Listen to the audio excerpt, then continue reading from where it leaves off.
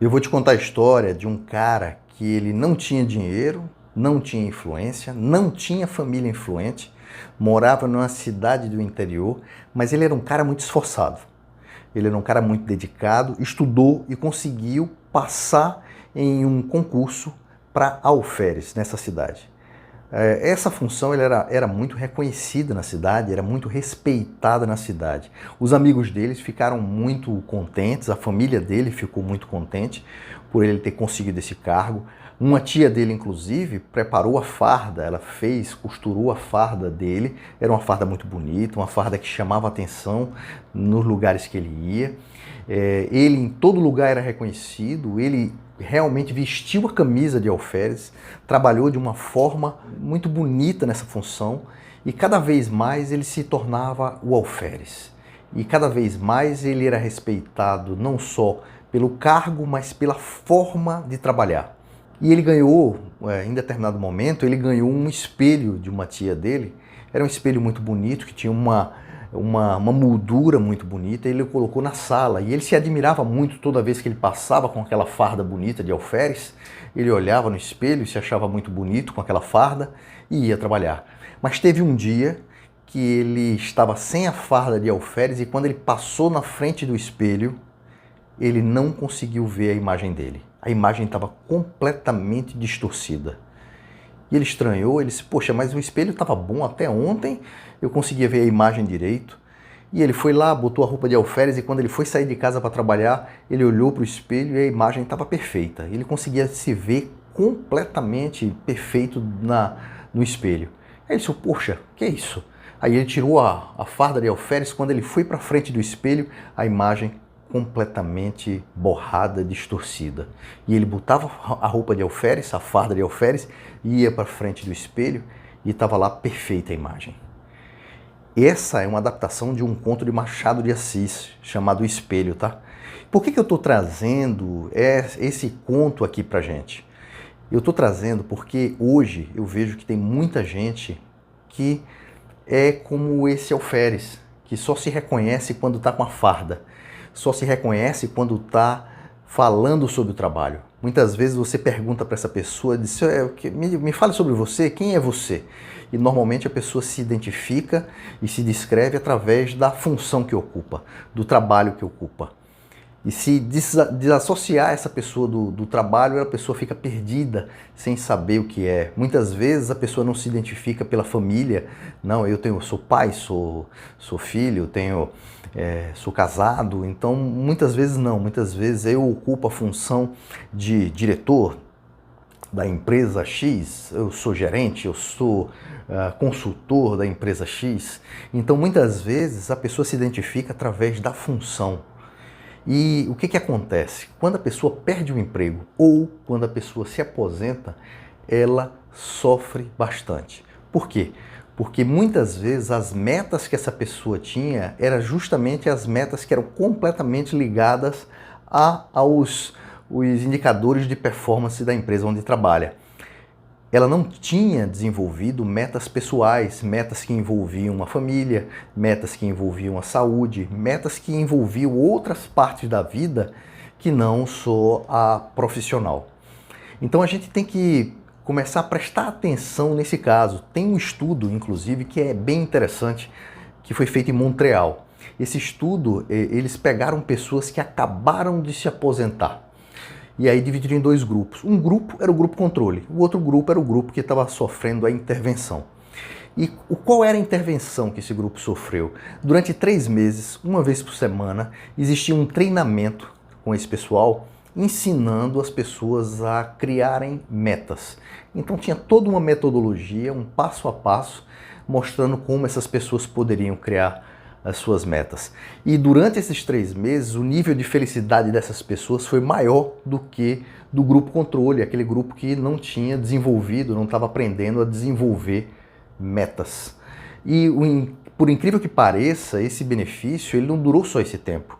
Esse benefício ele passou mais tempo do que isso. Durante 6 meses, o grupo que sofreu essa intervenção aprendeu a criar metas, teve um nível de felicidade maior do que o do grupo controle. E isso aí está muito explicado, porque uma das bases hoje quando a gente começa a pensar a respeito de bem-estar, uma das bases que é muito importante do bem-estar é a definição de metas. Ter metas traz uma série de benefícios. Ter metas eleva a sua autoestima. Ter metas faz você sentir que a vida, você tem controle sobre a vida, que a vida está na sua mão e que você tem controle. Ter metas dá significado para aquilo que você está fazendo. Ter metas faz que os desafios que você enfrenta durante a vida ou durante aquele período fiquem mais fáceis de se passar por esses desafios. Então, definir metas tem uma série de benefícios.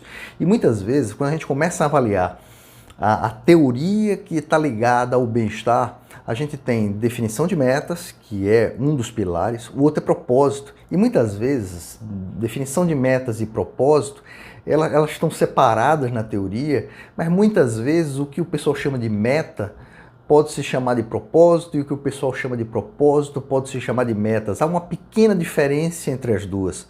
Propósito seria mais aquele, poxa, é o porquê, né? Eu estou indo para aquele lado porque aquilo faz sentido para mim, eu quero criar isso na minha vida. É mais subjetivo, mais metas, e meta seria uma ação mais prática em relação à vida. Metas você normalmente coloca uma série de critérios para poder atingir a meta, que ele seja mensurável, que ela tenha um tempo. Então tem um tipo de meta, uma forma de estabelecer metas que você coloca SMART, que seja mensurável, que seja atingível, que tenha tempo para ser realizado, que seja significativa para você. Então tem alguns critérios que atendem para você chegar e criar uma meta. Mas é mais uma questão de semântica, porque às vezes você pode ter uma meta tipo, eu quero ter uma vida mais saudável. Então, se você tem uma meta dizendo, eu quero ter uma vida mais saudável, não está nada objetivo aí. Tem um direcionamento. Esse direcionamento eu poderia chamar também de propósito, eu quero ter uma vida mais saudável. Tá? Você pode chamar de meta ou de propósito. Então, se você coloca lá, eu quero ter uma vida mais saudável, é uma macrometa, é subjetiva e você pode começar a criar alguns passos. Não, agora eu vou fazer atividade física todos os dias. Então, você criou uma meta mensurável. No almoço, quando eu for colocar a comida no prato, eu vou colocar verduras, legumes e depois eu coloco as outras coisas. Então, você tem uma mudança do estilo de alimentação e de forma prática, ou eu não vou comprar, vou diminuir a ingestão de açúcar, e aí você deixa de comprar sorvete, por exemplo, ou você começa a comprar frutas para poder substituir aquele sorvete que você compraria. Então tem uma série de pontos que você começa a transformar aquelas metas que se confundem muito com propósito, né? Transformar em algo mais objetivo para você sentir que está evoluindo. Então esse é um grande ponto. E olha, quando a gente começa a falar nessa macrometa aí, que é mais subjetiva, que se confunde com propósito, é interessante você ter essa macrometa ou esse propósito definido. Eu não sei se você conhece, mas tem uma história do seguinte, um cara, ele queria abrir uma empresa. Então ele tinha um ponto que era muito bom numa cidade do interior e aquele ponto ele poderia vender muita coisa. E aí, quando ele conversa com um empresário, um amigo dele de outra cidade, o empresário disse, olha, você deve comprar chocolate, porque chocolate dá uma rentabilidade muito boa, se eu fosse você eu colocaria chocolate. Aí ele botou na lista, vou comprar chocolate. Daqui a pouco ele encontrou outro empresário amigo de outra cidade e ele disse, olha, é o seguinte, você tem que comprar aipo, alface, comidas desse tipo. Esse tipo de comida vende muito bem. O outro amigo dele, outro empresário de outra cidade, ele disse, olha, você tem que comprar equipamentos eletrônicos. Então televisão, computador, isso é que vende, que ganha dinheiro. Cada um desses empresários, eles têm sucesso nas suas devidas áreas. E eles estão dando um conselho porque aquele conselho é bom. Mas é bom por quê? Ele vai colocar na loja dele todos esses itens? Talvez não. Se ele tiver definido, poxa, minha meta, o meu propósito, minha macrometa seria comida saudável. Então, a partir do momento que ele tem essa macrometa definida, o que acontece? O processo decisório dele fica mais fácil. Pode ser que o computador e a televisão sejam muito bons para venda, mas dentro da macrometa dele, de trabalhar com comida saudável, aquilo não se encaixa. O chocolate pode ser muito interessante, mas dentro da macrometa dele, do propósito dele, também não se encaixa. Então já facilita o processo decisório. Não é que essas coisas sejam ruins, mas que não se encaixam com o processo decisório, com o que ele tem o que ele definiu como o propósito dele. E isso é interessante para a empresa, mas isso cabe também a pessoas. Então, se você começa a definir qual é a tua macrometa, qual é o teu melhor futuro possível, a partir daí você começa a entender ou começa a facilitar o teu processo decisório. Mesmo se você estiver trabalhando, estiver procurando emprego, se você estiver trabalhando em determinada empresa, você tem seu melhor futuro possível definido, então até o direcionamento dentro dessa empresa você vai começar a trabalhar em cima, respeitando aquele teu melhor futuro possível. Isso não quer dizer que você vá só fazer coisas que estejam em linha com aquele seu melhor futuro possível. Às vezes, por medidas contingenciais, você pode fazer coisas que não estão alinhadas com o teu melhor futuro possível, mas você sabe que você está fazendo coisas que não estão alinhadas com o teu melhor futuro possível. E você determina o tempo para aquilo, porque aquilo é uma medida de contingência. Tá? Mas se você não tem o teu melhor futuro possível definido, então você está como se estivesse entrando dentro de um avião e não soubesse qual é o destino desse avião. Então imagine o nível de estresse de uma pessoa que entra no avião e não sabe qual é o destino, não sabe onde aquele avião vai parar. O nível de estresse é alto. E muita gente começa a ter esse nível de estresse no dia a dia, porque ele entra na vida sem saber para onde é que aquela vida está te levando, porque você não está definindo os teus objetivos, você não tem um propósito definido, você não tem uma macrometa definida para poder ir dando o direcionamento na tua vida. Mesmo que como eu falei agorinha, mesmo que você, durante esse período, tenha que tomar algumas ações que não estejam condizentes com a sua macrometa ou o seu melhor futuro possível. Definir essa macrometa, esse melhor futuro possível, muitas vezes dá trabalho, é desgastante, mas é teu futuro, é tua vida. Quem vai fazer isso é você. Se não for você, ninguém mais vai fazer isso. E tem um ponto que é interessante.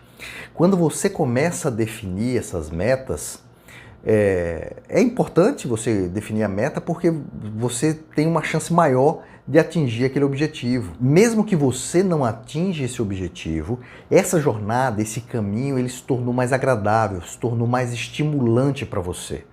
E olha, por incrível que pareça, nós temos internamente uma farmácia. E aí, quando você começa a utilizar ferramentas para poder estimular que substâncias que façam bem para você, que deixem teu nível de felicidade, teu nível de bem-estar elevado, elas sejam estimuladas, elas comecem a ser liberadas pelo organismo, isso é interessante para você. E, por exemplo, definir metas é uma das ações que vai estimular que sejam liberadas substâncias que fazem bem para você no dia a dia. Então, olha, apesar disso dar trabalho, é interessante a gente definir as nossas metas e a gente procurar o nosso melhor futuro possível, tá claro na nossa mente, para a gente começar a direcionar os esforços e fazer tudo que estiver em nossas mãos, ao nosso alcance, para a gente caminhar naquela direção. Foi um prazer estar aqui com você. Meu nome é André Medeiros, eu sou da Sala do Desenvolvimento e te aguardo num próximo vídeo.